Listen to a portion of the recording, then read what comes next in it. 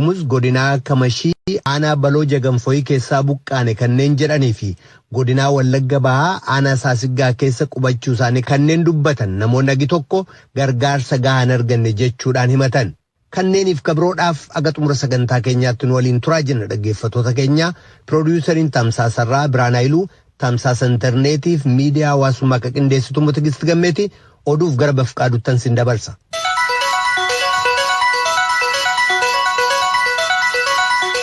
Ajma akka fuune oduuwwan har'aaf qabnu isinitti himna. Manni murtii federaalaa Itoophiyaa namootaan ajjeechaa artist Hacaaluu Hundeessaatiin himataman irratti murtii kenneera. Akkuma kanaan himatamaa Qofaan Xilaahuun Yaamii hidhaa umurii guutuutiin akka adabamu itti murtaa'eera. Himatamaa lammaffaan Kabbada Gammachuu immoo hidhaa waggaa 18tiin adabamuudha. Gabaawwitii dhaddachicha hordofuudhaan akka itti aanutti gabaase. Manni murtii olaanaa federaalaa dhaddachi dhimma shororkeessaa fi mootummaa ilaalu har'a namoota sadii kana jecha Hacaaluu Hundeessaa shakkamanii irratti kan murtee kana dabarse. Dhaddachi kun dhaddacha adoolessa 28 bara 2013 ta'een himatamaan jalqabaa Xilaahuun Yaamii Baalchaa labsii adbii akka 1936 A baa fi akkasumas tumaa labsii akka shororkeessummaa to'achuuf ba'e labsii 1 muraa 2012 keewwata 2 muraa 3 jalatti badii kana dalaguun irratti murtaa'ee jira. Himatamaan lammataa Kabbada Gammachuu Magarsaas yakka kana maallaqaaf jecha raawwachuu walfalmii dhaddachaa irratti mirkanaa'eeraa jedha murteen irra darbe. Kanaafis himatamtoonni lameen hidhaa cimaan akka adabaman murtaa'e jechuunis abbootiin seeraa himanii jiran. Har'as dhaddachi kun himatamaa jalqabaa Xilaahuun Yaamii Baalchaa hidhaa cimaa umurii guutuun ka adabe yoo ta'u, himatamaa lammataa Kabbada Gammachuu Magarsaa irratti ammoo hidhaa cimaa waggaa 18 dabarsee jira. Abbaan alangaa himatamaa jalqabaa irratti murtee jabeeffannaaf yoo sababa dhiyeessu namni waatii fi hidhattoota mootummaan shaneettiin jedhu waliin ta'uun yakka kana dalaguu eere. Kanaanis ajjechaa kana raawwatee biyya keessatti goolama siyaasaa fiduuf akka akeekee ture sime. Keessumaa himatamaan jalqabaa ajjechaa kana raawwachuun himatame Xilaahuun Yaamii harka namoota kanaatii qarshii 1,500 fudhachuu, yakka kana yoo raawwate jireenya gaarii akka jiraatuu fi qaamota inni waliin tumsaa ture irraa waadaan galamuufis dhaddacha kana gubbaatti himamee jira. Himatamaan Xilaahuun Yaamis meeshaa waraanaa adoo kan ofii qabu. Meeshaa waraanaa himatamaa lammataatiin akka artistii kana ajjeese manni murtii irra ga'uu dhaddachi beekse. Himatamaan lammataas naannawa jireenya isaatti amala gaariin kan hin beekamne ta'uu dabalatas erga yakka kana hojjeteen boodallee guyyoota muraasaaf dhokachuun adabbii cimaan isaan irratti murtaa'uuf akka sababaatti ka'ee jira. Himatamaa sadaffaan Abdii Alamaayyoo Badaanes yakka kana argee waan hangafoota mootummaaf yookaan humna nageenyaaf hin beeksifnee fi dhaddachi kun adabbii salphaa qarshii 1,000 yookiin hidhaa 6 akka adabamu murteesseera. Himatamaa sadaffaan erga to'annoo jala oolee 6 waan darbee fi yakka biraaf hin barbaadamu taanaan bilisaan haa gadhiifamu jechaan dhaddachi kun murteesseera. Himatuma kanarratti dhiyaatee ka turte himatamtuu afraffaan Laamroot Kamaal Mahammad dhaddachuma kanarratti gurraandhala 18 bara 2013 dhiyaattee bilisa jedhamuun ishee ni yaadatama. Abbaan alangaa yeroo himata kana mana murtii waliigalaa federaalaatti kan iyyatee ture yoo ta'u, manni murtii waliigalaa federaalaa dhaddachi waliiyyannoo lammataa 6 kiiloo dhimma himata waliiyyannaa Laamroot irratti dhiyaate irratti murtee kennuudhaaf adoolessa 30 bara 2013 bilisa qabatee jira. Gabaasa Ameerikaaf Finfinnee. Yeroo haalli loogii jaarmiyaalee gargaarsa namoomaa irratti mul'achaa jiru.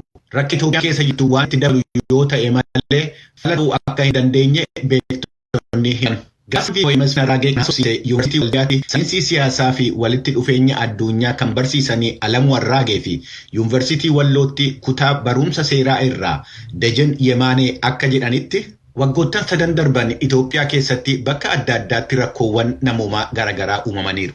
Warri gargaartota addunyaatti ofiin jedhan garuu xiyyeeffannoo Tigraayiif kennan naannoo biraatiif kennaa hin jiran jedhu beektonni kun.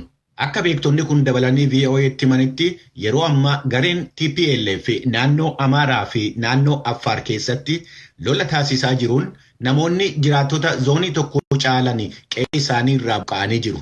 Jara kanaafis gargaarsii fi xiyyeeffannoon hin barbaachisa. Itti dabaluudhaanis yeroo ammaa gara Tigraayitti kan fe'amaa jiru gargaarsa namoomaa ittuu hin ta'in dhimma siyaasaatii jedhaniiru beektonni kun. Lola keessa kan jiran garee lama waan ta'eef jaarmiyaaleen gargaarsaa garee tokkoof looguu dhiisanii loogii malee akka hojjechuu qabanu beektonni kun gaafachuu isaanii gabaasaan raadiyoo sagalee Ameerikaa Masfin Arraagee qopheesse ibseera. Hooggantoota TPLF keessaa tokko kan ta'an Jeneraal Tsaadqaan Gabratinsaa'ee qaawwaa yookaan karaa gargaarsi itti galuu danda'u banachuudhaaf jechuudhaan tibbana kana akka karaa Affaariin lola banan ibsuun isaanii hin yaadatama. Daarektarri gargaarsa Ameerikaa Samantha Power gidduu kana Sudaan keessa turanii waa'ee gargaarsa namoomaa irratti mari'achuudhaaf Itoophiyaa seenaa jiran. Bakka naannoleen Affaariif Sumaalee nuuf ta'uu qaba jedhanii irratti wal lolaa jiran magaalaa Gadaamaayituu yookaan Garba'iisee keessatti badiinsi lubbuu namaatii fi qabeenya irratti gahaa jiru akkasumas haalli namootaan qe'ee isaaniirraa buqqa'anii akka saachise Komishiiniin Mirga Namoomaa Itoophiyaa beeksiseera. Komishichi dhimma kana irratti ibsa dheengadda baaseen naannoleen lamman bakkeewwan irratti wal lolaa jiran sadii keessaa tokko kan taate Gadaamaayituu yookiin Gabra'iisee irraa jiraattonni 3,000 qe'ee irraa buqqa'uu isaanii ibse haalli nageenyaa wanta tasgabbaa'aa hin taanee fi lubbuu namaa fi qabeenya irratti badiinsa qaqqabe addaan baasuun akka hin danda'amne himeera.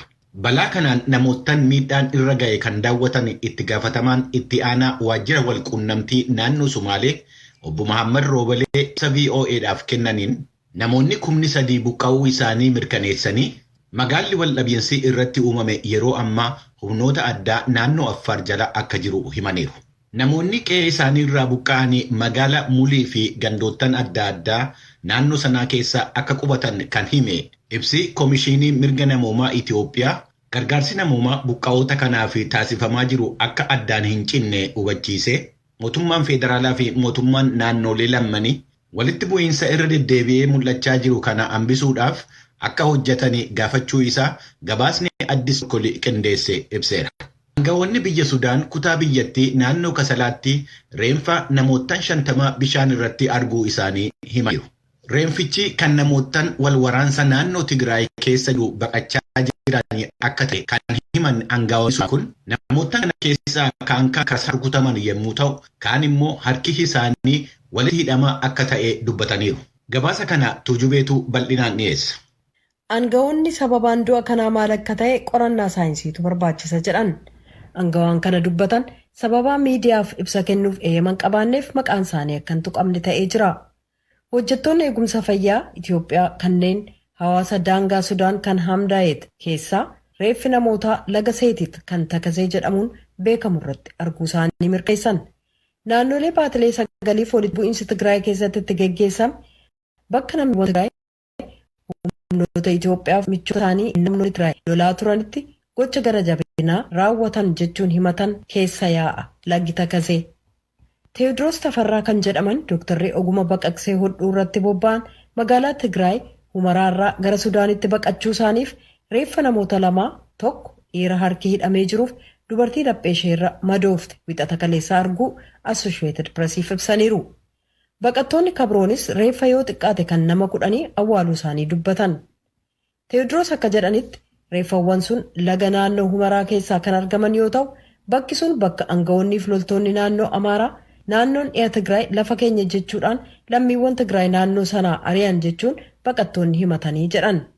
Doktoroonni AP'f ibsa kennan akka jedhanitti reeffawwan argaman fuula isaaniirra mallattoo aadaa lammiiwwan Tigraay ta'uu isaanii mul'isu qabu jedhan.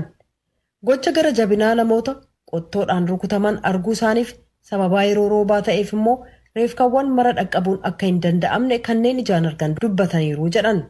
Mootummaan Itoophiyaa kaleessa Tiwiitarii irratti maxxansuudhaan reeffawwan argaman jedhaman sun duula kijibaa kan olola humnoota Tigraay jedhee jira. Itti gaafatamtuun dhaaba misooma sadarkaa addunyaa kan Yuunaayitid Isteets Samantha Power guyyaa kaleessaa waraansa Tigraay jalaa dheessanii mooraa baqataa Sudaan keessa kanneen jiran lammiiwwan Itoophiyaa kumaan lakkaa'aman daawwataniiru. Itti aansuudhaanis kurna 10 keessatti balaa beelaa hamaan bakka mudateef uummanni miliyoonni 6 keessa jiraatu Tigraayiif mootummaan Itoophiyaa gargaarsi namoomaa akka dhaqqabu akka eeyyamu dhiibbaa gochuuf Itoophiyaa daawwatuuf jiru.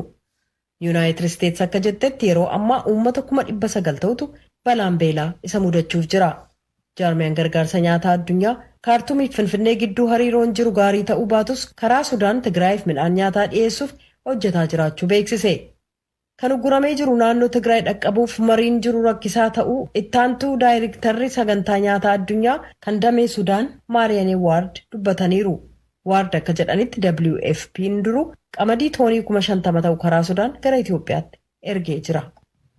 Mootummaan Keeniyaa namootaan biyya hin qabne 1,600 fi lammummaa kenne. Namoonni lammummaa biyya Keeniyaa amma argatan lammiiwwan hawaasa Shoonaa erga abbootiin isaanii Keeniyaatti godaananii waggaa 50 darbeef akka lammummaan kennamuufi kan gaafachaa turanidha. Miseensonni gosa Shaanoo waggaa 50 dura affeerraa pirezidaantii Keeniyaa jalqabaatiin godhameef akka mishineeriitti Zimbaabuweedhaa fi Zaambiyaa irraa akka godaanan gabaasameera. Lammiiwwan gosa Shaanoo warri amma lammummaa Keeniyaa argatan biyya Keeniyaa keessatti hawaasa 45ffaa ta'anii eenyummaa beekamaa ta'e argachuu isaaniitiin akka gammadanii gabaasni Leenii Ruvaangaa Naayiroobii irraa VoAdhaaf ergame ibseera. Akka gabaasni mootummoota gamtoomanii jedhutti yeroo ammaa ardii Afrikaa keessa lakkoofsi namootaan biyya hin qabne 700,000 fi 15,000 ta'a. Balaa lolaa Sudaan Kibbaa keessatti uumameen lubbuun namootaan 7 darbee namoonni 400 olii qe'ee isaanii irraa buqqa'uu isaanii hangafoonni biyyattii himaniiru. Kutaa biyya yuunitii aanaa Maayindeetiitti koomishineera kan ta'an Gaatluwaak Nyaangaa VoA'tti akka himanitti rooba 7 darbe keessa walitti aansee roobeen kan ka'e balaa uumame kanaan namoonni 7 lolaadhaan fudhatamanii yommuu du'an namoonni 17 immoo bofaan hiddamaniiru.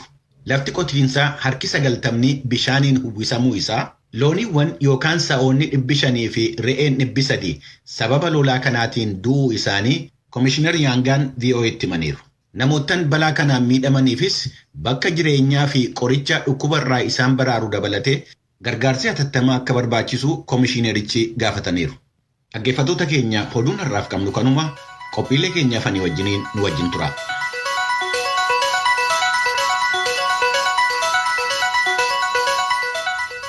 Kadhagaa jirtan as Waashingtan DC irraa kadabru raadiyoo sagalee Ameerikaa sagantaa afaan Oromooti.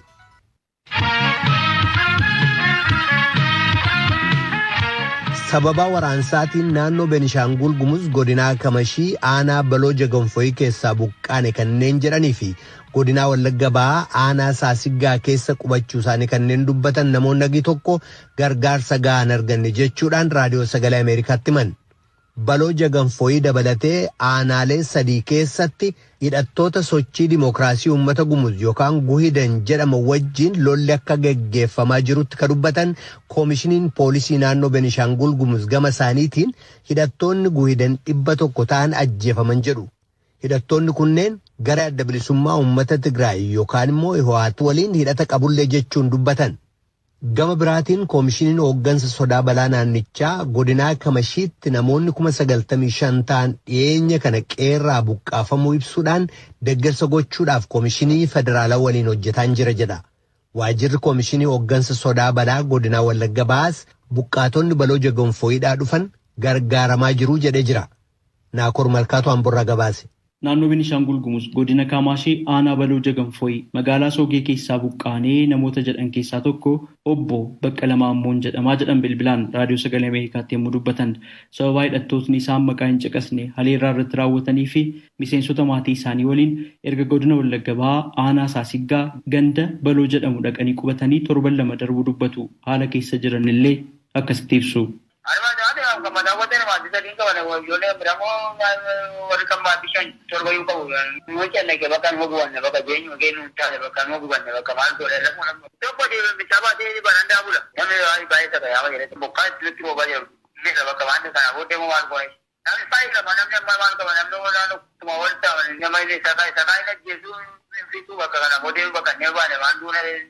Adde Askaalaan illee buqqaatota Baloo Jaganfoyii dhufan keessaa ta'uu dubbatu.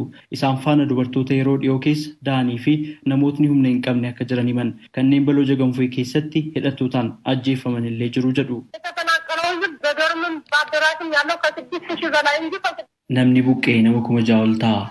Kan mana kireeffatee fi magaalaa Baloo keessa galma keessa jiraataa jiru. Yeroo hidhattootni qabeenya keenya saaman bilbilaaf uffata keenya nurraa fudhatan qaamni nuuf birmatu yeroo dhabamu kan qe'ee keenya dhiifnee lubbuu keenya baafanne amma kunoo simmintoo duwwaarra ciisna. Dubartootni dhiyoo da'an ulfii ijoollee 3-4 kan qabanii fi abbaa manaa fi haadha manaa kanneen humna hin qabnes jiru. Obboloota keenya muraasa immoo achitti du'aan dhabne kanneen ijoollee isaaniif abbaa warraa isaanii dhabanii dhufan jiru. Kanneen immoo maallaqa kennanii miseensa maatii isaanii gadhisiifatanii dhufan jiru. Yoo danda'ame tasgabbiin bakka sanatti yoo bu'e waan facaafanne akka sassaabbannu Yoo hin danda'amnes gara maatiif fira keenyaatti akka nu galchan mootummaa gaafanna jedhan. Namni biraan yoo haalli nageenyaa fooyya'ee qe'ee keenyatti deebineef rakkoon narra ga'uu waan maluuf yaaddoon qabaa maqaa koo hin dubbadhu jedhan illee rakkoo isaan mudate ibsanii jiru.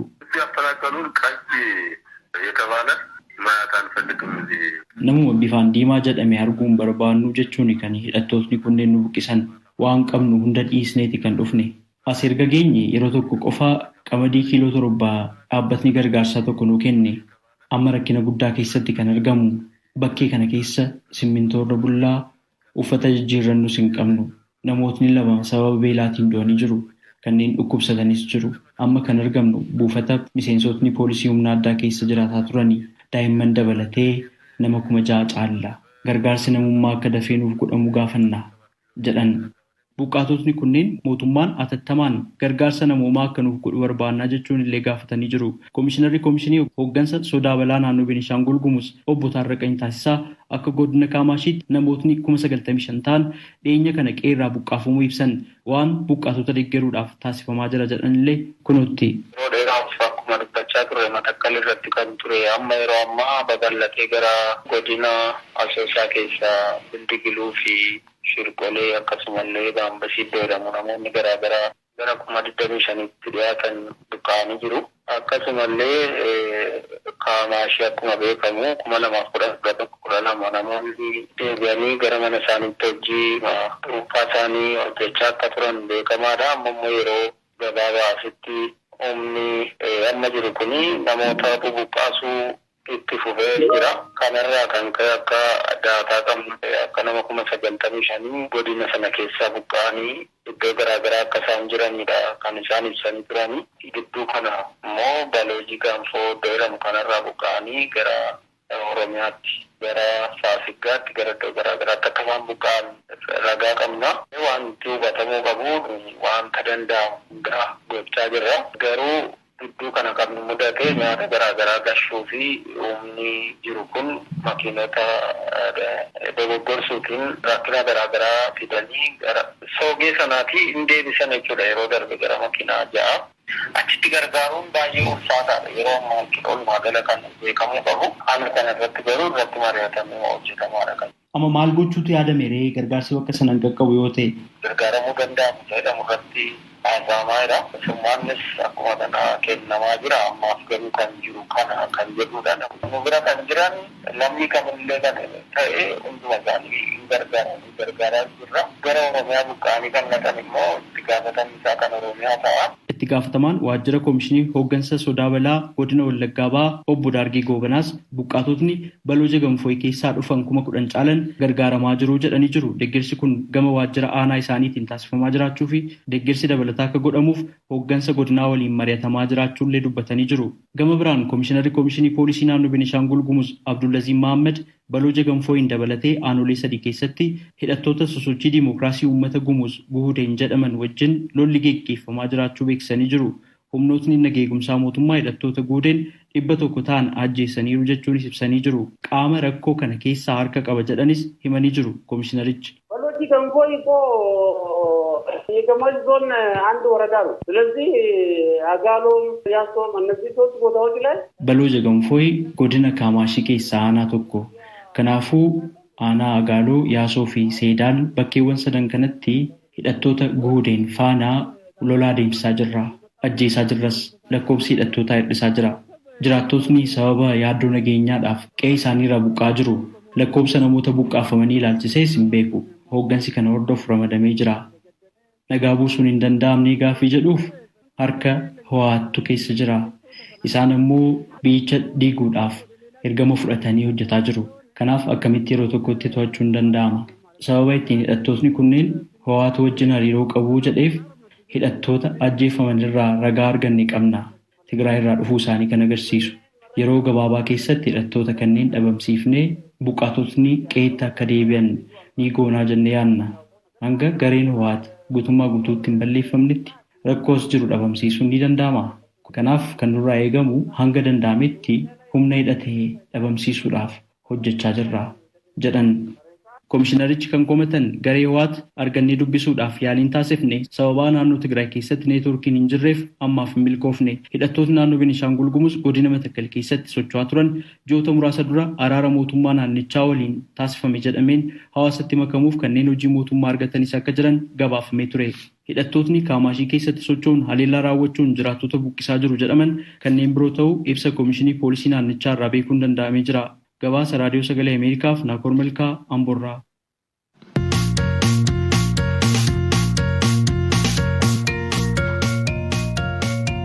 Kabaatii 8 ture waraansi mootummaa federaalaa Itoophiyaaf naannoo Tigraay tokko kan dhuunfatee jiru adda bilisummaa uummata Tigraay gidduutti geggeessamu naannolee Itoophiyaa gama kaabaa ka birootti illee babal'ate yaaddoo biyyattii daran tasgabbii dhabsiisuu uumee jira. Pireezidaantiin naannoo Amaaraa dargaggoonni hundinuu meeshaa kaasanii ka gara daangaa Amaaraatti seenaa jirattiin jedhan adda bilisummaa uummata Tigraay yookaan abuutirratti akka duulan waamicha dhiyeessanii jiran. Dhimma kanarratti xiinxalaan gameessi ka VoA Mohammad Elshanaawi dhaabbata African Center for Strategic Studies yookaan waaltaa Afrikaa ka qorannoo tarsiimoo jedhamuuf daayirektara ka ta'an Joosef Sigil waliin gaaffiif deebii geggeessan tujubeetu hiikee dhiyeessa. Waaltaa qorannaa tarsiimoo Afrikaaf daayirektara kan ta'an Joosef Sigilee sochiin TPLF gara naannoo Amaaraaf Affaaritti sossa'uu kan nama jeequ jedhanii TPLF naannoo Tigraay to'achuu qofa otoo hin taane haleellaa sana gara kutaalee Itoophiyaa kabiroottis babal'isuu fedha jedhan. Kanaaf caasaa federaalaa Itoophiyaa irratti dhiibbaa uumaa akkuma yaadatamu Itoophiyaan filannoo biyyoolessaa kutaalee biyyattii bakka lolli hin jirre keessatti geggeessitee jirti jedhan. Kanaaf gara dimokiraasiitti tarkaanfiin tokko yoo adeemame barbaachisaa ture jedhaniiru. Kun dhugumatti jijjiirama siyaasaaf walabummaa siiviilii kan yeroo muummichi ministeeraa Abiy Ahmed aangoo qabatan waliin kan dhufedha. Kanaaf lolli Tigraay keessaa hammaachuun caasaa federaalaa guutummaa Itoophiyaa irra dhiibbaa kaa'uuf deema jedheen yaadaa jedhan. Joosef akka jedhanitti jalqabarra mootummaa federaalaaf deeggarsi ture. Naannolee kabiroonis tattaaffii dhiibbaa Tigraay keessa ture deeggaranii turan. Miseensummaa waraanaattis fedhaan kan makaman turan. Yeroo gabaabaa keessatti ba'iin tokkoomee ni mul'ata jedheen yaadaa jedhan. Haa ta'u malee dhiibbaan mootummaa federaalaa irra jiru guddataa innaa adeemu laaffinni caasaa federaalaa keessatti argamuu mala. Mootummoonni naannoos karaa ofii qabatanii dantaa ofii eeguutti bobba'u malu jedhan. Humnoonni Tigraay sochii isaan godhan sablammoonni Itoophiyaa keessaa ofiin of bulchuuf akka kaka'an gochuu malaa gaaffii jedhuuf Joosef Sigileennaa deebisan eeyyee sun yaaddoo jalqabaa innaa Tigraay filannoo boodatti harkifate fudhachuu diddeef bara 2020 keessa bulchiinsa ofii ishee mirkaneeffatte ture. Haa ta'u malee sun hin taane naannolee kabiroon caasaa federaalaa deeggaruu isaaniif dinqisiifatamaniiru jedhan. Humnoonni Tigraay gara Affaaritti siqaa deeman naannoon sun Tigraay gama bahaa bakka isaan loltoota Amaaraa kanneen waraana federaalaa waliin lolan irratti fuulleeffachuuf karoorfatani. Affaar immoo daandii gurguddaaf daandii baaburaa Finfinnee waliin buufata doonii Jabuutii wal agarsiisutu keessatti argama. Humnoonni Tigraay muuxannoo bara 1991 Mangistuu Hayilamaariyaamiin aangoorraa darbame irratti hundaa'ee kaayyoon isaanii maal fakkaata gaaffii jedhuuf Joosef innaa deebisan yeroo kanatti kaka'umsi hooggana Tigraay kana jechuun ulfaataadha. Haleellaa Affaar irratti raawwatamu daandii gara Tigraayitti geessu banuuf isa jedhuun sirriidha jedhanii falmu. TPLF kaayyoon isaa kabiroon maal inni jedhu gaaffii keessa jira jedhan. Kanaaf gareeleen martinuu addi bilisummaa uummata Tigraay ka'ee Finfinnee seenuudhaan bulchiinsa Mangistuu dhiibuu isaanii yaadatu. Dhumarrattis waggoota 30f garee sabxiqqaalee aangoorra akka turuu fi uummata Itoophiyaa inni kan dhalattoota Tigraay irratti komii akka qabaatan taasise jedhan. Daayirektarri waaltaa qorannoo tarsiimoo Afrikaa Joosef itti fufuudhaan humnoonni Tigraay lafa isaanii lola dura ture deebifachuu yoo danda'an bu'aa tarsiimoof siyaasaa argatan jechuudha jedhan. First off, I think it's important to recognize that western part of Tigray. Dursee naannoon dhiya Tigraay kan humnoonni naannoo Amaaraa keenya jedhan bakka akkaan tarsiimoodha. Sababiin isaas kutaa Tigraay Sudaan waliin wal daangessu waan ta'eef. Kanaaf daldala Tigraayiif dhiyeessii naannoo sanaa akkasumas karaa hawaasi addunyaa gamasittiin dhaqqabudha jedhan. Joosef itti dabaluudhaan akkas jedha. Tigray otherwise is bordered by Ethiopia in the south and Eritrea in the north and east. Tigraay sana malees gama kibbaan Itoophiyaa gama kaabaaf dhiyaan immoo Eertiraa waliin wal daangessiti. Kanaaf marfamtee jirti. Naannoon sun naannoo tarsiimoo barbaachisaadha jedheen yaada. Akka siyaasaatti yoo ilaalle yoo lammiiwwan Tigraay qabiyyee isaanii deeffachuuf yaalaniif innaa kanas mootummaa federaalaaf humnoota Eertiraan miidhaa isaanirra ga'e mul'isuu yoo jalqaban deeggarsa sadarkaa addunyaa argachuuf akkasumas kaayyoo isaaniif falmuuf ejjennoo cimaa qabaatu jedheen yaadaa jedhan. Kanaaf akkan yaadutti jedhu Joosef akka kanaan furmaata siyaasaaf lola dhaabiinsa labsuuf ejjennoo cimaa ta'e qabu. Kun walitti bu'iinsa sana dhaabuuf daandii gabaabaaf ifaa ta'uu danda'a. Qabiyyee haaraa qabachuuf akkuma isaan deemaniin haalli isaa daran walxaxaa ta'ee furmaata argamsiisuu irraa fagaata jechuudhaan daayirektarri waaltaa qorannoo tarsiimoo Afrikaa Joosef Siklee raadiyoo sagalee Ameerikaaf ibsaniiru. Raadiyoon sagalee Ameerikaa galgala keessaa sa'a 2:00 jalqabee haga sa'a 3tti meetir baandii 22 yookaan kiilooherzii 13,765 irratti meetir baandii 25 yookaan kiilooherzii 1240 irratti akkasumas meetir baandii 31 yookaan kiilooherzii 12,485 irratti wixataa haga jimaataatti qophii afaan Oromootiin dabarsu asirratti raawwata. Qophii boruutiin walitti deebinaa nagaatti bulaa. Amma sagantaa afaan Amaaraatu itti fufa.